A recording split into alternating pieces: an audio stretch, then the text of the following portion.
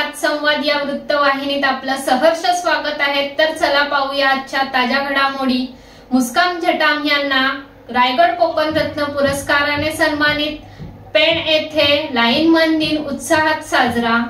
मन्नत सामाजिक संस्थेच्या अध्यक्षा मुस्कान जटाम यांना 2025 चा रायगड कोकण रत्न पुरस्कार देऊन सन्मानित करण्यात आले आहे। कला, क्रीडा, सांस्कृतिक, शैक्षणिक, सामाजिक, वैद्यकीय अशा विविध क्षेत्रात आपल्या कार्याचा ठसा उमटविणाऱ्या व्यक्तींना रायगड कोकण रत्न पुरस्कार देऊन सन्मानित केले जाते। सामाजिक कार्यामध्ये भरीव कामगिरी करणाऱ्या पेण येथील मुस्कान रफिक जटाम यांना 2025 चा रायगड कोकण रत्न पुरस्कार देऊन नुकतेच सन्मानित करण्यात आले आहे।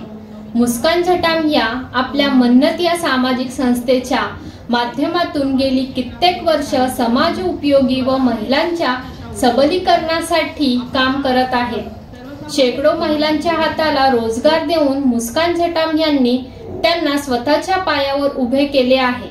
त्यांना पुरस्काराने सन्मानित करण्यात आले आहे।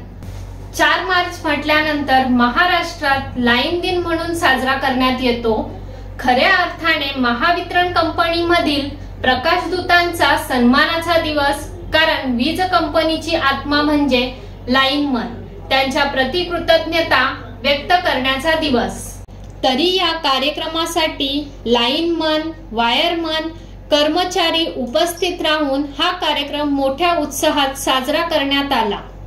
अशा अनेक ताज्या घडामोडी पाहण्यासाठी गरजा रायगड 7 संवाद या चॅनलला सबस्क्राइब करा। धन्यवाद।